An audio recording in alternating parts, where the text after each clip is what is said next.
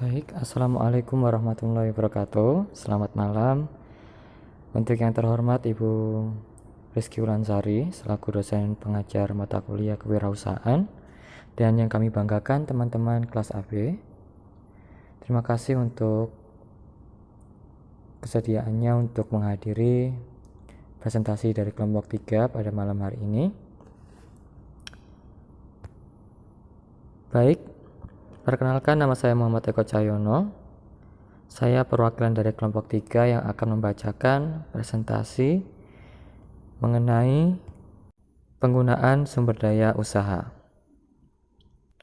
Presentasi ini disusun oleh kelompok 3 yang beranggotakan Ahmad Rosan Kholis, Alivia Andini, Dodi Dwi Arlan, Muhammad Eko Cahyono, Monika Wulandari, Perli Slamet, Rahmat Putra Siagian, Sundari Rosalia, Titan Purba Anggara, dan Zahwa Sahsyikarani. Adapun yang akan kita pelajari melalui presentasi kelompok 3 ini adalah sebagai berikut. 1. Kita akan mempelajari pengertian dari sumber daya, jenis-jenis sumber daya, serta penggunaan sumber daya perusahaan. Kemudian kita akan membahas mengenai masalah optimalisasi dan langkah optimalisasi penggunaan sumber daya perusahaan. Baik, mari kita awali kegiatan presentasi ini dengan ucapan Bismillahirrahmanirrahim agar kegiatan presentasi kali ini bisa berjalan dengan lancar. Bismillahirrahmanirrahim. Baik, pada slide pertama kami akan menjelaskan mengenai definisi dari sumber daya. Sumber daya didefinisikan sebagai segala sesuatu milik seseorang ataupun organisasi yang dikelola dengan baik untuk dapat mencapai suatu tujuan. Ingat bahwa perusahaan merupakan salah satu bentuk organisasi yang bertujuan untuk memperoleh keuntungan serta memastikan bahwa perusahaan tersebut dapat bertahan dalam waktu yang lama. Lalu, apa sajakah jenis sumber daya yang dimiliki oleh perusahaan? Terdapat 6 jenis sumber daya kewirausahaan, antara lain sebagai berikut: sumber daya manusia, sumber daya keuangan, sumber daya berupa material, sumber daya berupa mesin, sumber daya berupa metode, dan yang terakhir sumber daya berupa pasar. Pada slide berikutnya kami akan menjelaskan satu persatu dari ke-6 sumber daya perusahaan. Oke, kita lanjut ke pembahasan berikutnya mengenai definisi dari setiap sumber daya yang dimiliki perusahaan. Pembahasan pertama mengenai sumber daya manusia. Manusia sebagai sumber daya perusahaan didefinisikan sebagai pelaksana kegiatan operasional dan berhubungan dengan pengelolaan serta pemanfaatan elemen sumber daya perusahaan yang lainnya. Kemudian yang kedua ada sumber daya keuangan, didefinisikan sebagai elemen berupa biaya yang harus dikeluarkan perusahaan untuk memperoleh elemen lain dan agar dapat melakukan kegiatan operasional yang sudah direncanakan. Kemudian ada sumber daya ketiga, yakni sumber daya material, yang didefinisikan sebagai elemen berupa objek, yakni input, yang dikelola dan diproses menjadi objek lain atau output dengan memiliki nilai ekonomis yang menguntungkan bagi perusahaan. Pada slide berikutnya kita akan membahas 3 sumber daya perusahaan yang lainnya. Sumber daya berikutnya yang akan kita definisikan adalah mesin. Sumber daya berupa mesin merupakan instrumen atau peralatan yang diperoleh dengan cara membeli atau menyewa untuk dapat mengelola material, yakni input, menjadi produk atau output yang kemudian dapat dijual pada konsumen. Sumber daya berikutnya adalah metode, yakni sekumpulan kegiatan operasional yang tersusun dan terencana dan ditetapkan agar seluruh kegiatan dapat memberikan hasil yang optimal bagi perusahaan. Dan sumber daya yang terakhir yakni market atau pasar, merupakan latar belakang dari sebuah kegiatan produksi, elemen yang menjadi sumber pemasukan sebuah usaha melalui penerimaan nilai ekonomis atas produk yang dibeli oleh konsumen. Setiap elemen yang sudah kita pelajari di sini memiliki peranan yang sangat penting bagi jalannya kegiatan operasional perusahaan. Manusia sebagai pengelola, uang sebagai salah satu faktor adanya kegiatan produksi, material juga sebagai salah satu faktor adanya kegiatan produksi, mesin sebagai pengelola material, metode sebagai tata cara agar kegiatan operasional berjalan dengan lancar dan optimal, dan market sebagai tempat di mana seluruh kegiatan operasional yang menghasilkan produk mendapatkan nilai jual dan menguntungkan bagi perusahaan. Oke, beralih ke slide berikutnya, kita akan membahas mengenai definisi dari penggunaan sumber daya perusahaan. Kita akan pelajari terlebih dahulu definisi dari penggunaan. Penggunaan merupakan sebuah tindakan mengurangi nilai fungsional dari suatu objek untuk dapat memenuhi kebutuhan seseorang atau organisasi.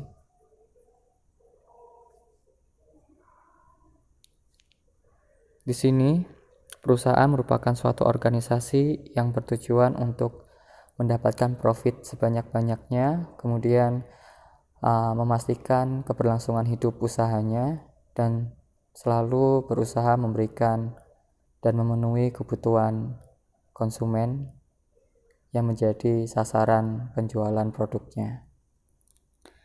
Sehingga perusahaan selalu berharap semua sumber daya yang dimilikinya dapat digunakan secara maksimal agar tujuan-tujuan yang sudah saya sebutkan tadi dapat tercapai. Berhubungan dengan kata penggunaan selalu ada kaitannya dengan tingkat kepuasan. Tingkat kepuasan adalah rentang nilai yang diberikan oleh seseorang setelah mengkonsumsi atau menggunakan suatu objek konsumtif. Sehingga dalam kegiatan usaha akan selalu ada kegiatan untuk mendata seberapa optimalkah penggunaan setiap sumber daya yang dimiliki perusahaan, baik dari segi manusia, penggunaan material, penggunaan uang, kemudian penggunaan mesin, pencapaian metode, dan pencapaian penjualan. Baik, berikutnya kita akan membahas mengenai pengoptimalan sumber daya. Makna optimalisasi. Optimalisasi adalah kegiatan untuk memastikan bahwa sumber daya yang dimiliki dapat digunakan secara maksimal untuk mencapai tujuan secara efektif dan efisien. Efektif dapat dimaknai sebagai tepat waktu, dan efisien dapat dimaknai dengan tidak membuang-buang sumber daya yang dimiliki secara percuma. Baik, berhubungan dengan optimalisasi, terkadang perusahaan mengalami beberapa masalah optimalisasi. Di sini kami akan menjelaskan beberapa masalah optimalisasi dari setiap sumber daya perusahaan yang dimiliki. Kita mulai dari permasalahan optimalisasi dari segi manusia. Dari segi manusia, masalah optimalisasi yang timbul biasanya bersumber pada skill dan pengalaman kerja yang minim dari sumber daya manusia. Kemudian dari segi keuangan, masalah optimalisasinya ada pada kesalahan investasi, penggunaan modal, dan tidak tercapainya anggaran perusahaan yang sudah direncanakan sebelumnya. Kemudian pada segi material, masalah optimalisasinya berada pada kegiatan pembelian material, pengiriman material, penggunaan yang berlebihan, serta penyimpanan yang tidak sesuai standar. Dari segi mesin, masalah optimalisasi berhubungan dengan kuantitas penggunaan mesin, kegiatan perawatan dan perbaikan mesin itu sendiri. Kemudian dari segi metode, masalah optimalisasi berhubungan dengan perencanaan metode itu sendiri, penyampaian informasi pada sumber daya manusia, dan beberapa kesalahan akibat ketidaksengajaan atau pelanggaran yang dilakukan oleh sumber daya manusia. Dan yang terakhir dari segi pasar, masalah optimalisasi dari segi pasar adalah tingkat pendapatan yang rendah dari penjualan produk atau jasa yang dihasilkan oleh perusahaan. Baik teman-teman, berikutnya kita akan membahas mengenai langkah untuk menangani kesalahan-kesalahan atau masalah-masalah terkait dengan optimalisasi sumber daya. Pada slide ini kita akan awali langkah optimalisasi dengan melakukan pendataan dan analisis. Baik, saya akan definisikan kata data. Data merupakan hasil pengamatan seseorang mengenai suatu masalah, baik berupa kata atau angka, yang kemudian dikelola, dianalisis, dan digunakan sebagai dasar pengambilan keputusan berikutnya. Setiap kegiatan penggunaan sumber daya, seperti yang sudah saya jelaskan tadi, ada kalanya perusahaan akan selalu menggunakan data untuk memastikan seberapa optimalkah sumber daya perusahaan digunakan. Semisal dari segi sumber daya manusia, biasanya perusahaan akan mendata seberapa produktifkah tenaga kerja yang bekerja di perusahaan tersebut. Dari segi material, biasanya perusahaan akan mendata seberapa besar penggunaan material yang sudah digunakan, seberapa banyak material yang hilang dalam proses produksi. Kemudian ada dari segi keuangan, biasanya di mana saja uang atau modal perusahaan diinvestasikan, bagaimana perusahaan menganggarkan dana yang dimiliki. Dan dari segi metode, biasanya perusahaan akan mendata metode yang sudah diciptakan, seberapa jauh penerapannya, seberapa berhasilkah. Dan dari segi pasar, biasanya perusahaan akan mendata seberapa besar pendapatan yang diperoleh pada jangka waktu tertentu. Dan dari segi mesin, seberapa banyak mesin yang dimiliki perusahaan digunakan dalam jangka waktu tertentu. Kenapa semua kegiatan terkait penggunaan sumber daya ini perlu didata? Setelah pendataan selesai, maka tahap selanjutnya adalah analisis. Apakah setiap sumber daya yang dimiliki perusahaan sudah optimal? Namun apabila belum optimal, bagaimana cara mengoptimalkan penggunaan sumber daya? Melalui data ini, maka perusahaan memiliki sumber apa yang harus diperbaiki dari penggunaan sumber daya yang dimiliki agar menjadi lebih optimal. Oke, berlanjut ke poin kedua, yakni tahap analisis. Analisis merupakan bagian dari pengambilan keputusan yang dilakukan dengan cara mengamati sekumpulan data dan memperhitungkannya menggunakan berbagai teknik perhitungan yang telah ditetapkan. Seperti yang sudah kita pelajari di semester-semester sebelumnya, kita sudah banyak mempelajari ilmu statistik, dan salah satu tujuan statistik adalah menuntaskan masalah melalui perhitungan. Di slide berikutnya kita akan membahas pengoptimalisasian sumber daya perusahaan dari tiap poin-poin sumber daya yang sudah kami sebutkan di slide sebelumnya. Kita awali dari optimalisasi sumber daya manusia. Tujuan optimalisasi sumber daya manusia adalah sebagai berikut, yakni meningkatkan produktivitas sumber daya manusia, kemudian meminimalisir kerugian akibat kesalahan operasional, yang ketiga memastikan keberlangsungan hidup usaha. Lalu langkah optimalisasinya bagaimana? Oke, langkah optimalisasinya adalah sebagai berikut. Yang pertama, lakukan pendataan, meliputi pendataan jumlah karyawan yang dipekerjakan, jumlah karyawan yang hadir di tempat kerja, tingkat produktivitasnya ketika jam kerja, atau masih banyak yang lainnya. Kemudian langkah kedua adalah berikan training dan sertifikasi yang tepat sesuai jenis pekerjaan yang dilakukan oleh seorang pegawai.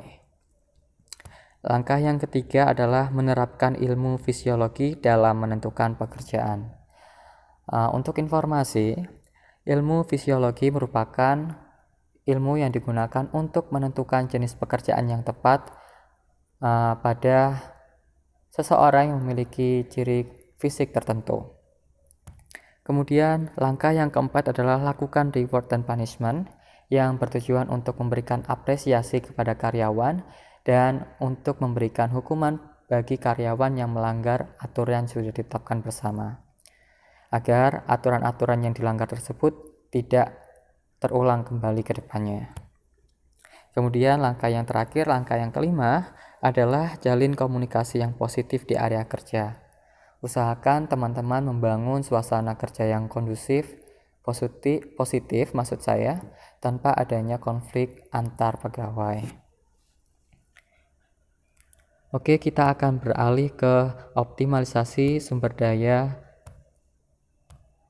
perusahaan berupa uang. Tujuan dari optimalisasi sumber daya keuangan ini adalah 1.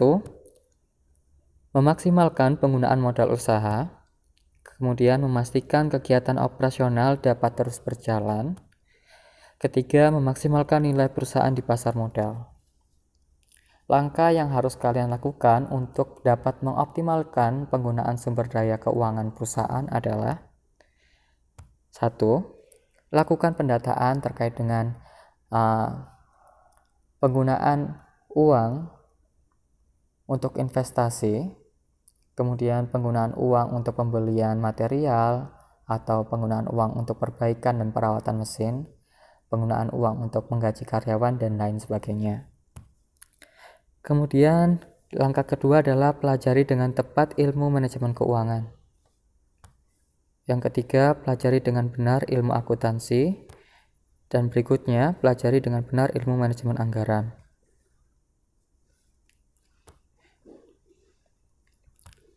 Baik, dari sumber daya keuangan kita beralih ke optimalisasi penggunaan sumber daya berupa material.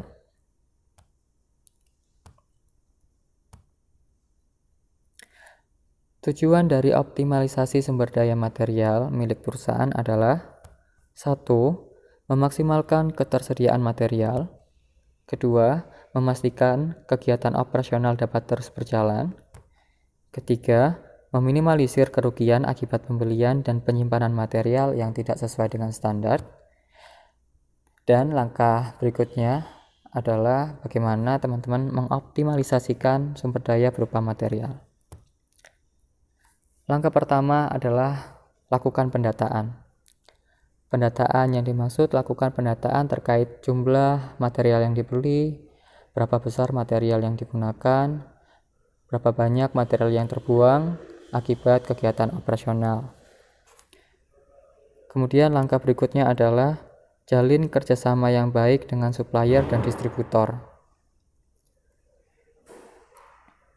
Biasanya masalah yang timbul akibat keterlambatan pembayaran dapat merusak hubungan baik antara supplier dan distributor dengan perusahaan yang terkait. Kemudian langkah ketiga adalah pelajari dengan cermat metode penyimpanan material yang bervariasi dan ikuti tiap aturannya. Langkah keempat, mengikuti manual kerja saat menggunakan material.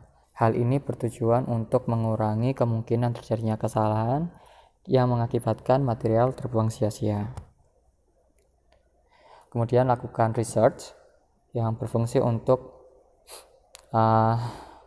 mengetahui bagaimana penggunaan material agar lebih efisien dan tidak merugikan perusahaan saat melakukan pembelian material. Oke, berlanjut ke slide berikutnya, kita akan membahas optimalisasi sumber daya berupa mesin milik perusahaan.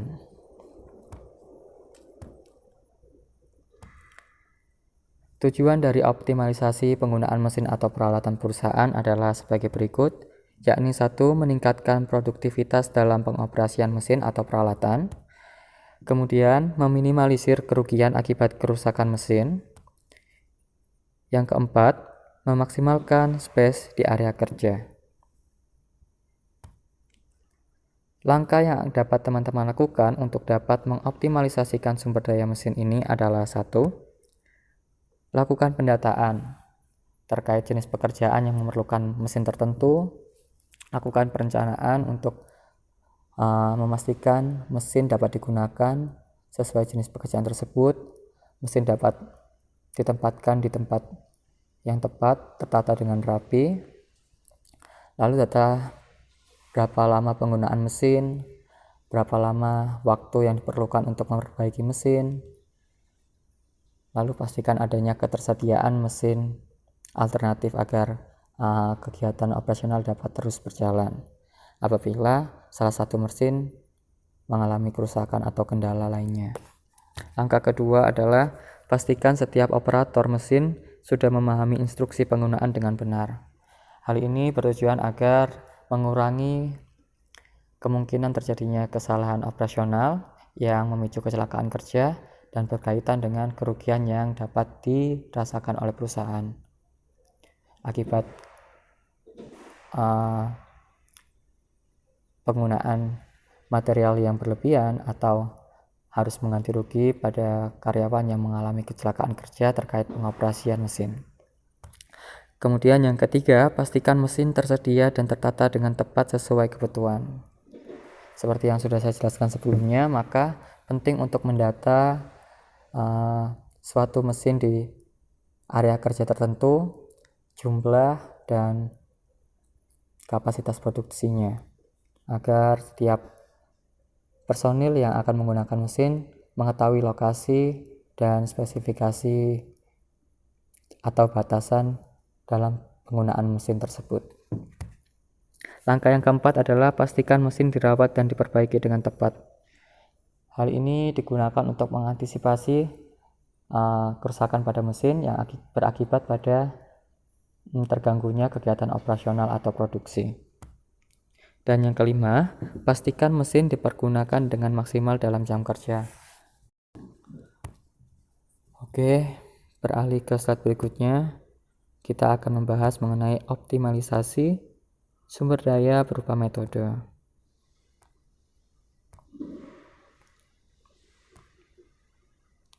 Tujuan dari optimalisasi metode adalah 1. Meningkatkan efektivitas dan efisiensi dalam pencapaian tujuan, kemudian meminimalisir kegagalan akibat kesalahan operasional. Yang ketiga, mengembangkan usaha ke arah yang lebih baik. Langkah optimalisasi sumber daya berupa metode. Dalam menyusun metode, pastikan teman-teman mengikuti langkah-langkah berikut. 1. Tentukan tujuan jangka panjang perusahaan teman-teman. Kemudian, analisis metode yang dibutuhkan.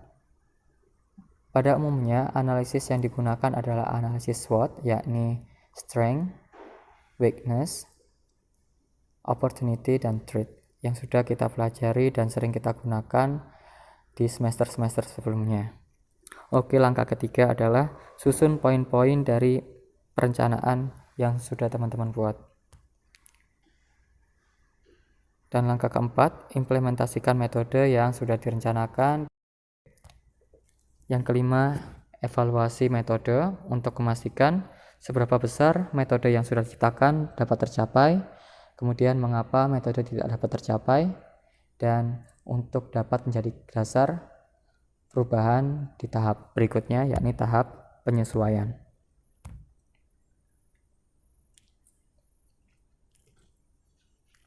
Oke, kita beralih ke optimalisasi sumber daya yang terakhir, yakni sumber daya berupa pasar atau market.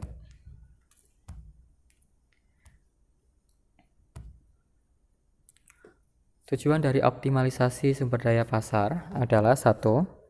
Meningkatkan pendapatan perusahaan. 2. Meminimalisir kerugian akibat tingkat penjualan yang rendah.